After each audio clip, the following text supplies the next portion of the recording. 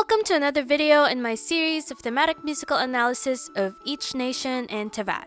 If you missed the first few videos about my analysis of the Masters of the Nightwind and or Children of Echo soundtrack, feel free to check it out on my channel. Today we'll be diving into the main tracks from the People of the Springs soundtrack. To keep the scope of this video focused, I won't be covering the music from the surrounding areas, the underground sections, or the upper sanctum. We will be focusing on the following tracks.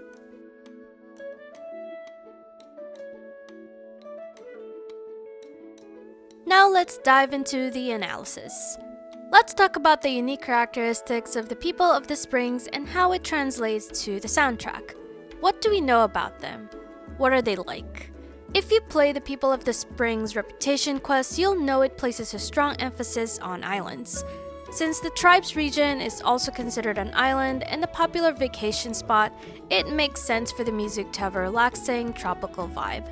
Additionally, the People of the Springs are famous for their hot springs, work as tour guides, and enjoy a variety of recreational activities such as fishing, listening to or playing music, and simply relaxing. What better way to capture that atmosphere than by fusing hula or Hawaiian music, reggae, and bossa nova? Genres often associated with relaxation, vacation, and beach settings in video games. Many of the musical styles that influence the soundtrack originate from island cultures, which tie everything together nicely. Let's take a moment to define the genres that inspired this soundtrack. First, we have hula or Hawaiian music. Hula is a traditional Hawaiian music genre featuring melodic chants and instrumentals, often accompanied by hula dance to express cultural stories and nature's beauty. Tracks inspired by this genre include Reverie of Pua Alo Alo, Where the Breeze Stills, Makani Olu Olu, Dazzling Moon of Metzli, Rainbow Lace, and Promises by the Spring.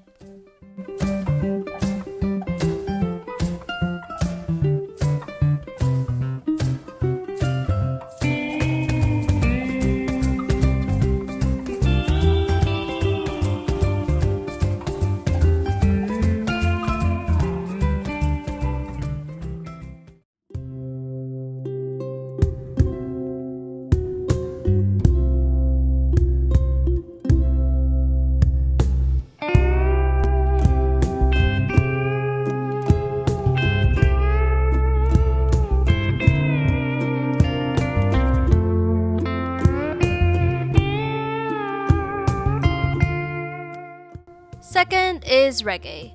Reggae is a Jamaican music genre known for its laid-back groove, offbeat rhythms, and steady melodic bass lines. This was the same genre we talked about in my Children of Echo's music analysis. If you haven't seen that analysis yet, feel free to check it out here. Tracks inspired by this genre include Makani Olu Olu.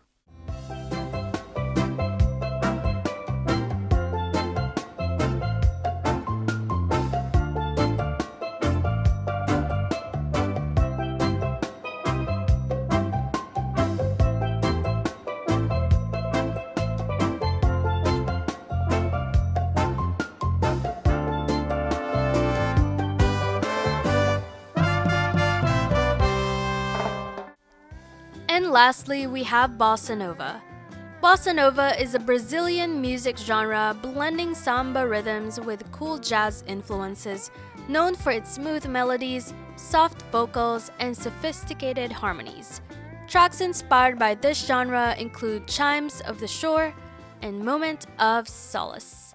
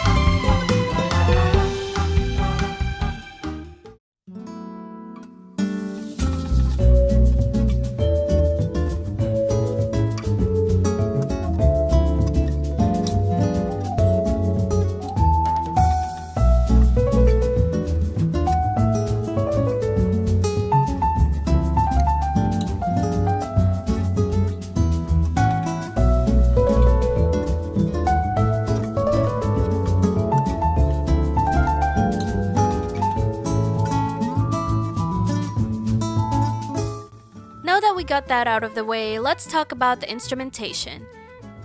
Since the people of the Springs are influenced by Oceania, the Caribbean, and Latin America, we also hear instruments from these regions. These instruments are mixed with small chamber string ensembles, vocals, and light percussion, creating a soothing, personalized vacation or relaxing vibe that never feels overwhelming. First, let's talk about the Oceania instrumentation. We have the ukulele, which is one of the main instruments that we hear in the soundtrack. The ukulele, originating in Hawaii, features a small 4-string design that produces bright, melodic sounds often associated with tropical and island music.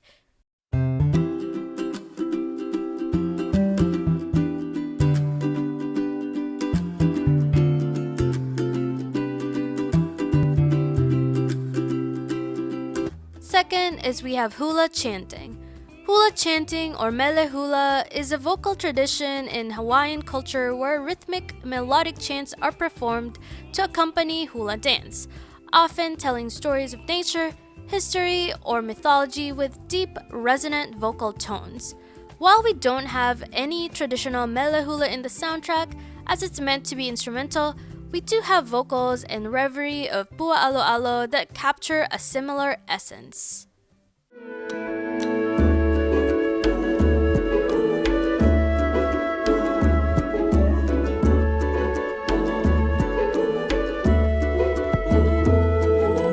Next is we have the steel guitar.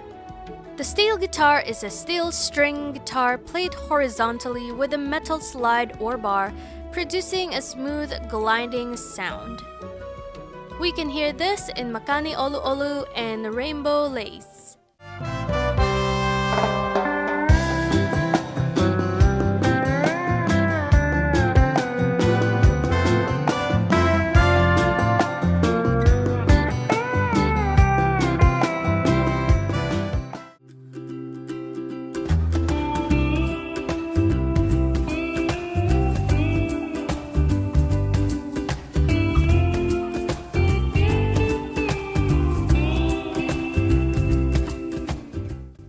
Now let's talk about the one main Caribbean instrument in the soundtrack, which is the steel pan.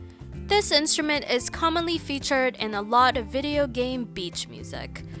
The steel pan, originating in Trinidad and Tobago, is made from a drum-shaped metal surface and produces melodic, percussive tones that are central to Caribbean music. We can hear this at the Makani Olu Olu track.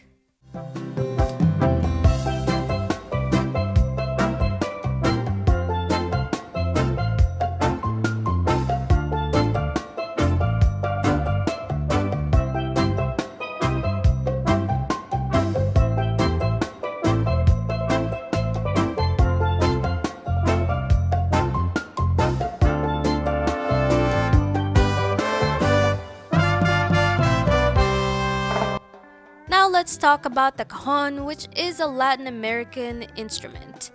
The cajon, a percussive instrument originating in Peru, is a wooden box drum that produces deep, resonant sound and is widely used today in various Latin American genres. You can hear this at the Promises by the Spring track.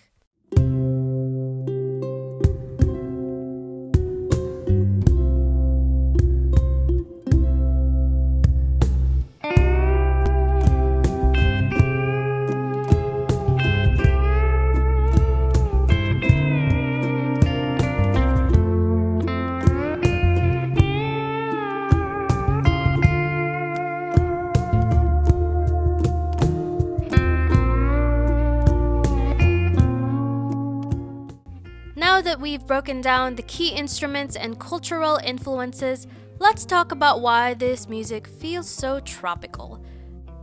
At its core, the tropical sound in People of the Springs is built on the interplay of genre fusion, rhythm, and timbre.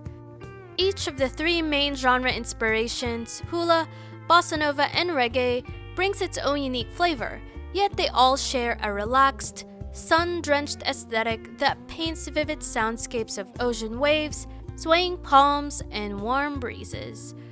The instrumentation throughout these tracks leans toward light, airy timbres such as flutes, that enhance the overall sense of ease and tranquility. The Hawaiian elements like ukulele and melahula chants add warmth and a deep cultural grounding. From the Caribbean side, reggae brings that unmistakable offbeat groove and laid-back bounce. Combined with staccato guitar on the offbeats, also called a skank, this creates a hypnotic, chill, and groovy rhythm that gives the music its signature island vibe. The steel pan reinforces this Caribbean flavor, offering bright melodic percussion that adds both playfulness and texture. The Latin influence, especially bossa nova, is heard in the smooth chord progressions, complex but subtle harmonies, and percussive guitar techniques like Partido Alto. Partido Alto is a rhythmic guitar pattern commonly used in samba and bossa nova that alternates between syncopated phrases and steady grooves. You can hear an example of this through the guitar in this track.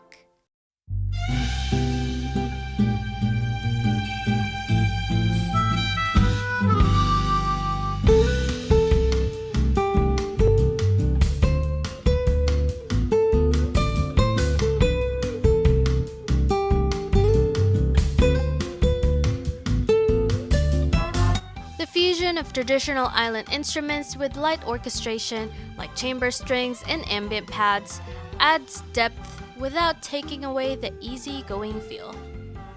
That is it for today. I hope this video was helpful to you, and if you have anything to add, please let me know in the comments below. Do you like the unique fusion of these instruments and genres? If you would like more music analysis content or a music composer's perspective or reaction on your favorite Hoyoverse tracks, feel free to subscribe to my channel, and I'll see you in the next video. Thank you for watching.